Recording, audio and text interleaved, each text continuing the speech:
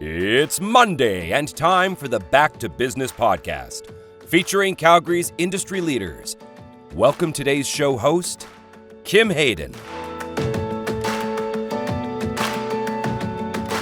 Do you truly know what it takes to be a great leader?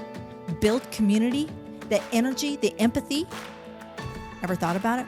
Well, our next guest in studio, Dennis, he is going to be literally breaking this down and sharing how he went from the deep, dark levels of geoscientist to running the Prairies initiatives around entrepreneurship and inclusion within that, and creating a space that we all can thrive. But first, our land acknowledgement. We here at the Calgary Petroleum Club, in the spirit of reconciliation, honor and acknowledge that the land on which we learn, work, and live is Treaty 7 region of southern Alberta. This place is the traditional homeland for the First Nations and Métis peoples, and today we all are part of this treaty land. All right, Dennis, welcome to the show. Thank you. Thank you for having me. I'm excited to dive into this conversation because we have done so much together, just even through networking events. But I've never had an opportunity to really kind of dive deep. For those of you who don't know Dennis, you should know Dennis. He is going to be like the next person on the signs. Welcome to Calgary. Dennis lives here. I always joke about that. So, Dennis, it's been a kind of a wild ride for you. I'd love to chat first. I'd like to actually create the framework. So your career started like deep underground, literally deep underground as a geoscience scientist. Now, how does somebody move from the oil fields? Because a lot of people would ask this question. How do you move from the oil fields to entrepreneurship and business development? It's a very interesting one because the reason I came to Calgary, to Alberta, was to work as a geologist. That was the reason I moved here. However, when I got here, that was when oil prices fell and all the oil and gas companies were laying people off. There were no jobs. So it was really a very interesting time in Calgary. I wondered what was going to happen to me, if I was going to ever make it or if I was going to go back. So it was a hard time. However, I found a program. That program is called Higher Landing. Higher Landing, what they were doing were helping people who were in sports transition from sports into the corporate life. So at that point also, they were also helping people who were in oil and gas also transition from oil and gas into other places. So I found that program. I did that program. And what came out of that program was that I was more of a connector. I was an explorer. I was a customer experience person. And each time I talk about customer experience, like I kind of shone brighter and like I kind of exploded. You could see all of that. And everybody said, Dennis, you should do something that is about people. I think that's a great transferable skill. So guess what I decided to do? I found a job in a call center. Yeah. Nothing like baptism by fire. Yeah, right? So I got a job. Where would, if people say you're a customer experience guy, where would be the best place to actually show that? It's the call center.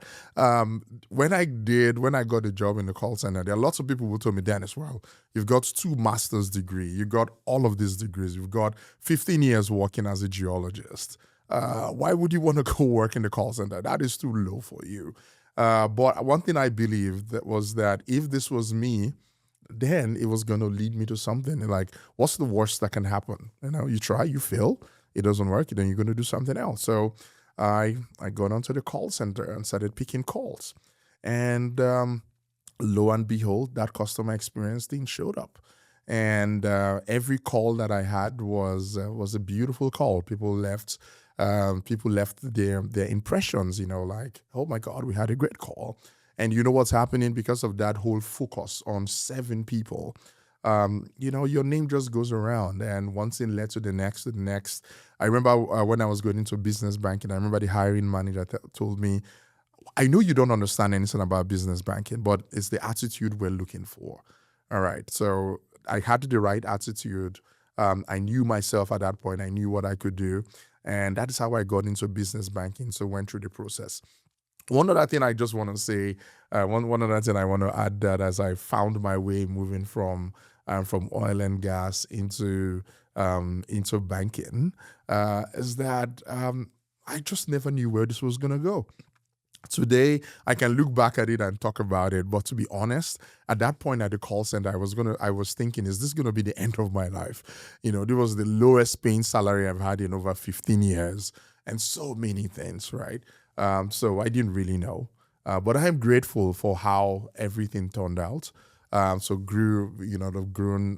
So this was at ATB. I started at ATB, was there for 4 years, grew to senior manager entrepreneurship, and then became a senior accounts manager at BDC, where I worked in the mid-market. And then from the mid-market, became regional manager on partnership, and also became regional manager for the inclusive entrepreneurship.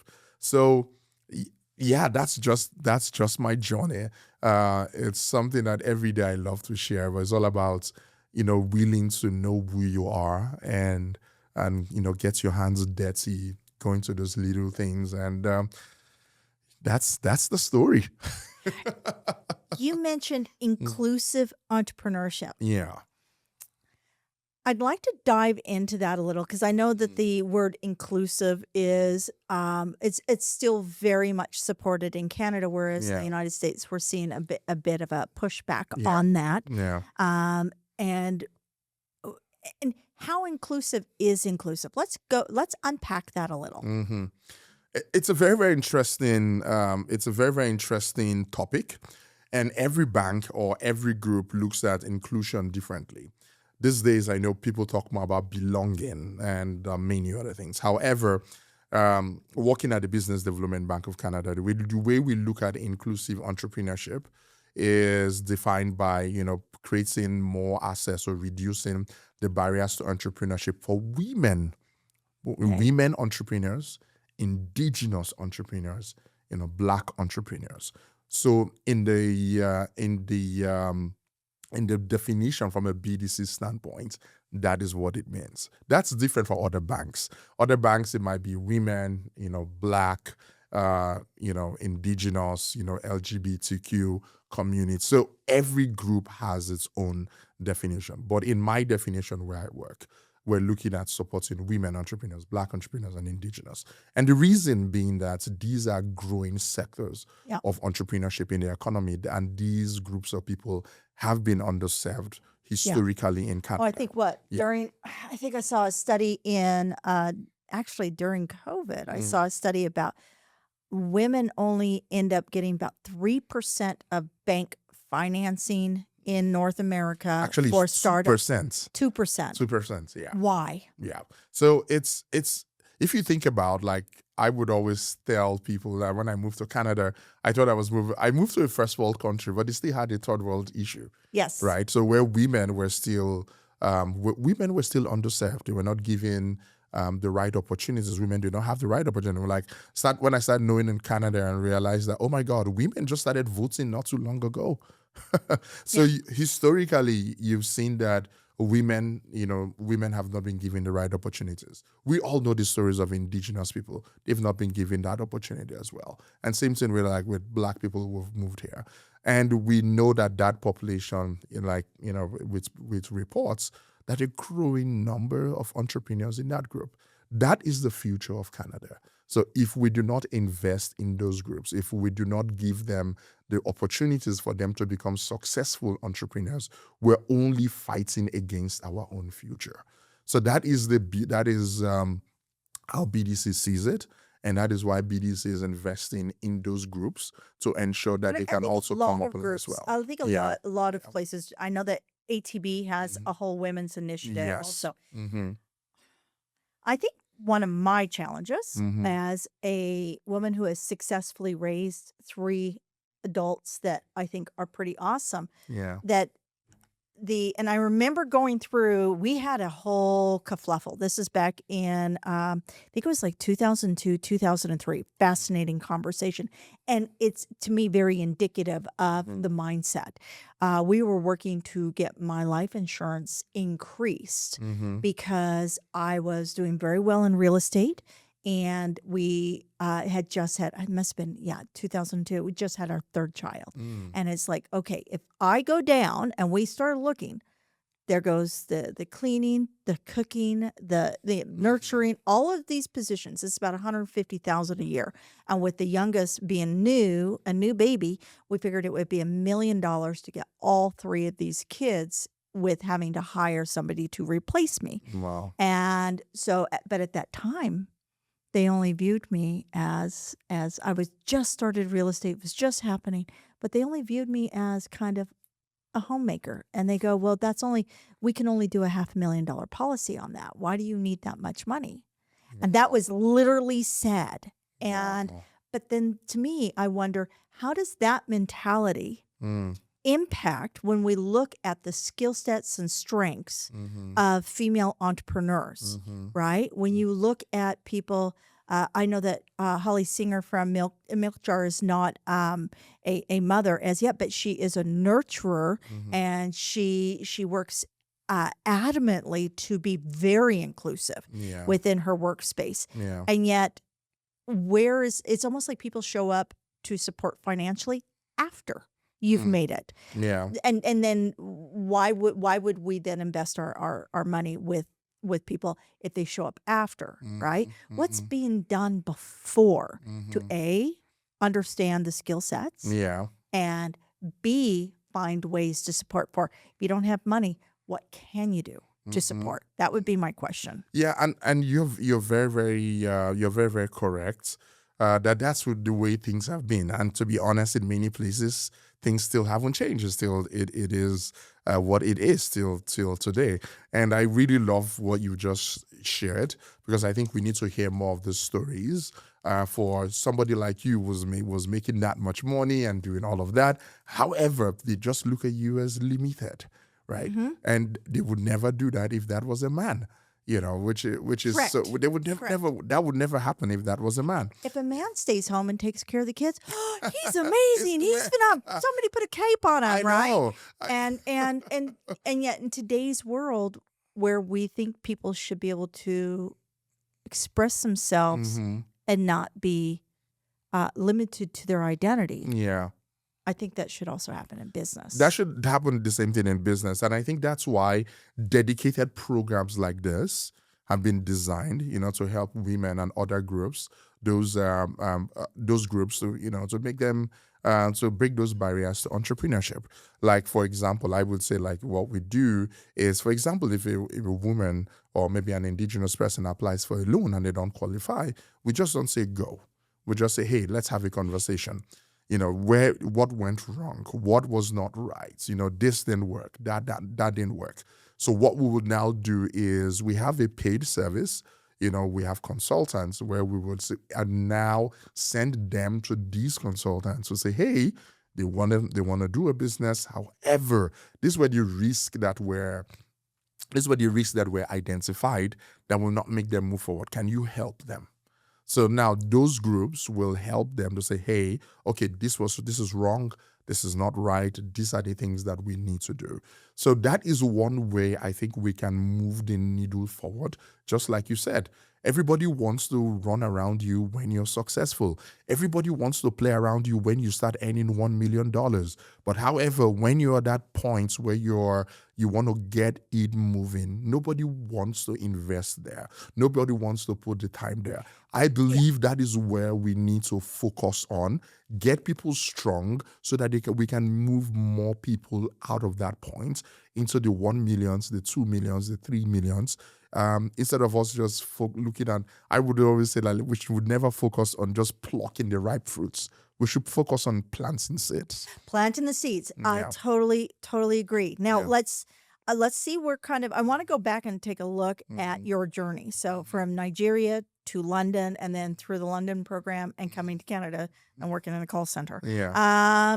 What have you learned that you think in that journey that is directly applicable to helping the organizations you work within to identify that planting the seed is how we really need to look at growing our businesses? Yeah. So one thing I didn't say earlier on was that being in the call center, was really life transforming for me because the people called the call center, and I noticed that many of them were business owners. And many people would say, hey, would you waive the $5 fee? Because if you let that $5 fee go off, my insurance is going to bounce, that is going to bounce, that is going to bounce. Yeah. And when I kept having many of those calls, it reminded me of my mom, because my mom too was an entrepreneur who struggled. She never went to school. She was doing construction. So all those stories of my mom started coming to my mind because she didn't have any support. And I kept saying that each time one of her businesses failed, which means all of us were going to miss lunch or dinner or things like that. So it started bringing this fire in me again to say, well, if my mom in Nigeria had this issue, it's surprising people in Canada have this issue. I want to do my best to ensure that I help everybody who comes my way.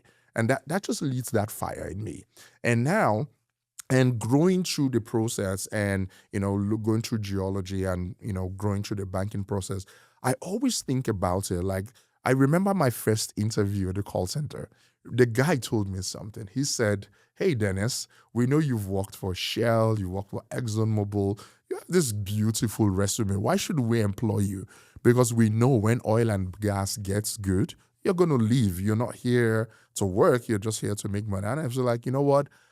I don't know what I will do tomorrow, but what I can do today is I can promise you that I'm going to serve, right? And he took the chance in me and said, you know what? We're going to give you the role. Now today, you think about how many years later, all the seeds that have been planted just by the decision of that one guy. I think that if we bring that to inclusive entrepreneurship and into entrepreneurship, it's about giving people a chance. Yes. It's about giving people, believing in people that they can do it, and providing them with the tools to make, to make them successful. If we keep saying, well, they're not ready, we're not going to do anything, we're not going to touch them, we're not going to do that, we're not going to make any more. We need to go find them. They'll say, hey, you want to be an entrepreneur? This is where you are. This is, like, you have the worst credits. Nobody's going to borrow to you. You don't have the right business plan. However, how can we invest in these people? We need to be able to look at people as people, not as numbers. If you look people as numbers, then we don't make any way forward. So using my journey, somebody believed in me in my worst point. And that I would say that gamble has paid off. And for me, that's why in the work I do with entrepreneurship, I want to give everybody a chance. And to be honest, lots of people have made me so proud. Are there people who have failed me? Yes, they failed me. I feel bad. However, you know what I've come to realize, Kim, is human. No, exactly.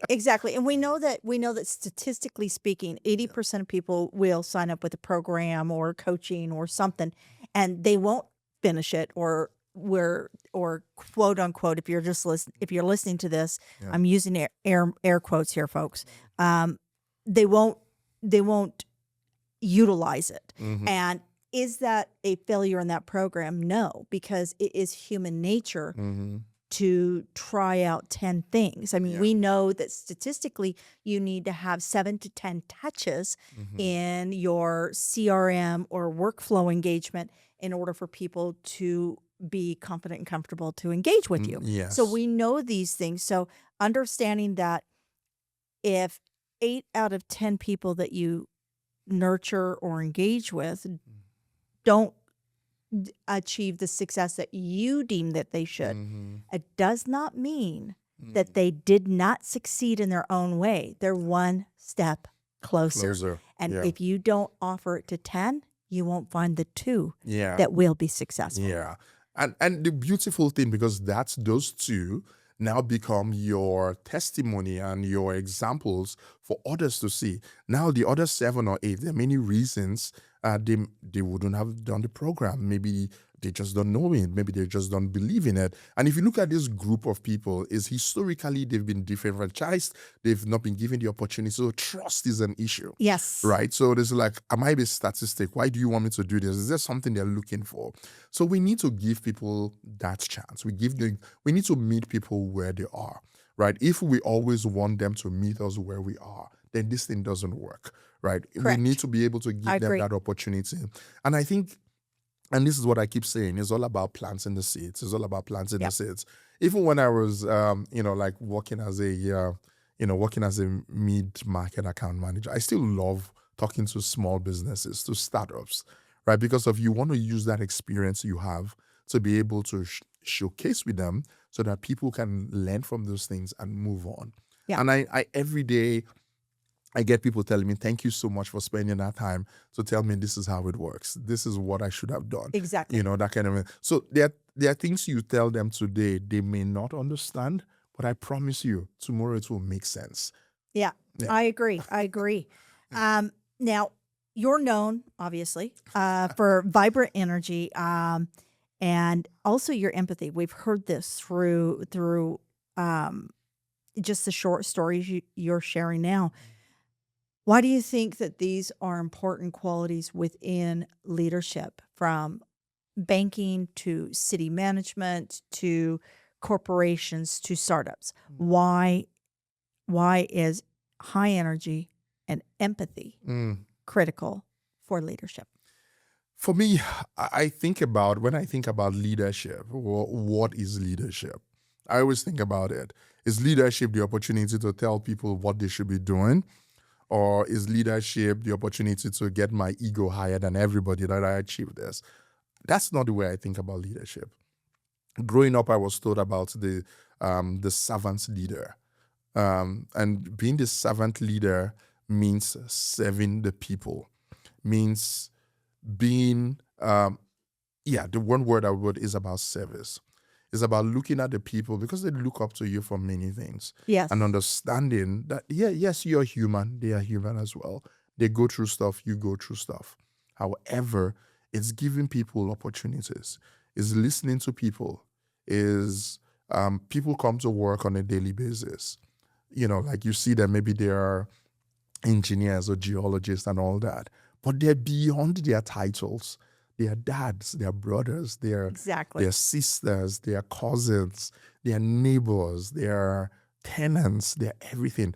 All of these things affect people when they show up.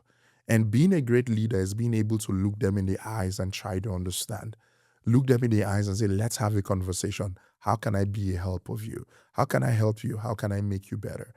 That's the way I think about leadership. I think about leadership as serving. Because when people feel comfortable, when people feel they can speak, when people feel that you got their back, they will give everything they have to make sure that everything goes well.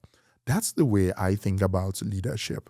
Having that empathy and be there for the people, not for anything else, for the people. Because without the people, you're not going to make anything. Yeah, exactly. Without the people, there's no community, there's no economy, there's nothing. There's nothing. And I think that we're starting to see that, like when we see the private equity investors they dismantle and they offload debt, and we're starting to see that, like south of the border, they're buying up all the seniors facilities. I mean, I've interviewed several of the nurses, and you talk to these nurses, and they're finding ways, and this is what I think is really fascinating, that entrepreneur and that mindset. They're finding ways to create organizations so that they can work beyond the doctor's office. They can work beyond, so that they're not entrapped to an organization that's only led by money. By money, by numbers. By numbers, Like that culture, like it's all about, it's all about that culture. What is the culture in the place? How do people feel when they're coming to work for you? That's one thing I always think about. Like, is there a way for you to find out how people feel, how they're coming to work for you? Because when I find as a leader that people trust you, people believe in you, people know you got their back, they will always go above and beyond. Yeah. For them, it goes beyond a job. Yeah. Right? And for me as a leader, and every day, that's what I strive to do. What can I do for these people? What can I do for the people that I work with to see that we're all in this together? And, like we might be black, green, blue, whatever, but something my mom told us, all of us red. our bloods are all red that flows through us. So there's something common about Yeah. all of us. And I think for me is being that, for me, that's all for me. It's about leadership, about 70 people. If you don't do that, then there is a problem. That's the way I see it.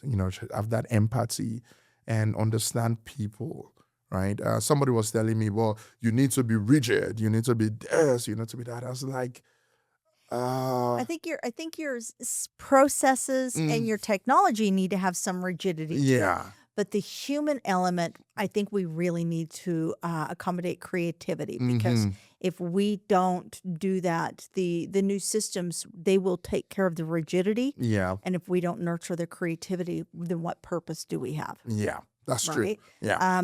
Now, I want to talk about balance, right? So, when we talk about balance, and I watched a great interview with a gal the other day, and she's very high up in technology, been in that space for 30 years, right? So part of the whole, NVIDIA and all of that kind of stuff, and she said there is no such thing as balance.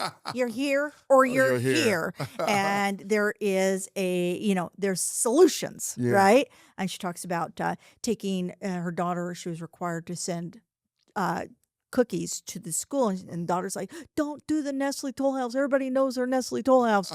And she goes, I don't bake, I run corporations. Yeah. So she managed to call down to the cafeteria and have them bake up a fresh batch and took it. And the daughter was the winner. So how do you balance that? Because I know that you have a wife, you have a baby, you dancing classes. I see all of this.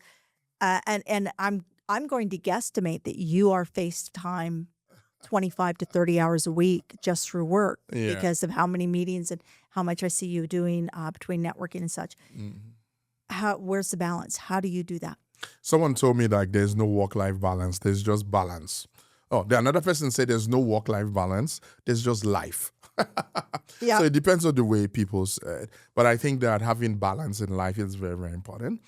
So for me, it's about putting what is priority. One good thing that has really helped me is being able to prioritize. So I'm able to prioritize, this is important, that is important, that is important. Community for me is important. Community is not something I do on the side. Community is something that is very, very important for me. So I put it as part of my work. I put it as part of my life. So as I prioritize in getting things done for work, I also prioritize community as well. So being able to put that in the sequence, I have to do this, I have to do this, I have to do this, helps me balance. Sometimes I have to say no to certain things. Yeah. Sometimes I have to say, well, I'm unable to do it because I'm involved here. Yeah. Because what I want to do is that in the spaces and the places I want to show up, Exactly. I want to be there fully. Thinking about it, like I still remember the first day I met you, and that was at the launch of the Women in Business, the book, The Women in Business. Oh, yes. That was the first day I met you. And there was this talk about, being in the moment and showing up. Yeah. So I still remember, I never ever forget that. That was Shen. Shen invited you, and she's just crushing it. She's my doing God. amazing. She's got babies, and that's been a while. No, but those things are things that you always remember. Yeah. So I want to, when I go to places, I want to show up in full. So me showing up in full means I need to also create balance. I need to create time for work. I need to create time for community, and I need to create time for family. I need to put all you need to do that. And when you find that you're lacking in one, you should have, like having that flexibility and that agility and that humility, to say, hey, I think that I need to, like maybe step back a little bit, because it happens. Even though I say I have balance, some days I realize that, oh my God, I'm doing more of this than I should do more of that. But it's just you reminding yourself and also having the right people around you that are watching out for you, right? There are certain times I have the people like very trustable that, hey, Dennis, we think you're going too far on the side. You maybe take it a little bit easy. And those people are always that voice of reasoning for me. Yeah. So those are the things that for me helps me with balance. But every day, are you going to be fully balanced? It's just like saying, I always put this like, it's your It's your tires. You know how like when you do the balancing is balance. If you take them off and put them in, they're not balanced. Because things happen, situations happen. We're always moving out of balance. Right. Correct. So, but it's just having that ability to say, hey, I have moved out of balance. I need to create that balance back. So that's the way I think about it. I'm with you 110%. Where do you think the greatest opportunities, we're looking at balance, right? Yeah. Now let's look at opportunities and balance, right? Mm-hmm. Where do you think the greatest opportunities for entrepreneurs are in the prairies right now? I think I would say the greatest opportunities right now is, there's so much going on in there, like with the geopolitical stuff about, tariffs and all of this sort of stuff. There's so many things going. So I think more than ever, this has given us the opportunity in the prairies, or maybe even nationally, for business people to basically look at their business models. Yes. And say, hey, how is my business model? Am I agile enough? Uncertainty is now the new word. Yes. It is now the new normal. So the other day we're in COVID, the other day we're in tariffs, another day we're going to be in something else. It was the logistics, it was that. So the biggest opportunity I find with many entrepreneurs is looking at your business model and say, am I agile enough for change? Agile enough for change. If you're not agile enough for change, if you do not have the right processes, like when prices are increasing, how am I going to deal with that? If this guy who supplies me or, goes out of business, what do I need to do? It's being able to think around the business. Am I adopting technology, right? Am I doing marketing? Like people were like, oh, it's not important. No. It is important. How you doing? How you doing all of that? Am I showing off? Am I being part of the community? Those are the great opportunities that I think that abound. I meet some people like, oh, no, I don't want that. Tell me more. Should I be doing oil and gas? Should I be doing logistics? Should I be doing tech? I was like, these opportunities abound everywhere. Yes. But however, I think the best way to look at them is that making your business and your business model agile enough to stand the new uncertainty, which has now become normal. Right. So I think if you want, last things I'm going to say, people didn't used to look about numbers, didn't worry about numbers. It used to be your accountant's problem. No. You should think about your... You need to know your business. You need to know your business. You need to know, hey, am I doing enough sales? Am I stopping marketing because of, I think I have enough pipeline? No, you shouldn't be doing that. You need to find a way on how you can do that. How am I going to cut costs? Understanding customer behaviors. Yeah. There are huge opportunities in that space. So if entrepreneurs can do that, I think it's gonna even open up new markets, new opportunities, new businesses, new stuff. Like they're gonna diversify their markets. And just because somebody did it 10 years ago does not mean they'll be able to do it today. No. The world is very, very different. Oh, it's so different. If you aren't in the creative and you're looking at every opportunity, it may not. It's what was good 10 years ago will not play today. No. Very different. No. Very different. No. Dennis, I can't thank you enough for coming down to the club here at the Calgary Petroleum Club and sharing all of this. I think you hit on a couple things, really important things, is around community and understanding that it takes a village to drive success. Yeah. If you're out there and you're struggling and wondering, like, how do I get to that next level? And just so you know, if you are a entrepreneur and you are 1, 2, or 3 people in your team and you're hitting, $200,000 or $250,000 a year, you're doing really good. You've got the base level to drive to the next. Only 91% of people do not cross the line into 7 figures. So don't beat yourself up. Find the right people like Dennis. Learn, pivot, be creative, look at opportunity. Dennis, thank you so much. Thank you so much, Kim, for having me. I really appreciate it. Thank you. Thank you for joining us today on the Back to Business podcast. Be sure to visit calpeteclub.com, calpeteclub.com, to find out more about upcoming events, networking opportunities, and membership. If you are not already a valued member at the CPC, where we are proudly connecting and supporting Calgary's business leaders.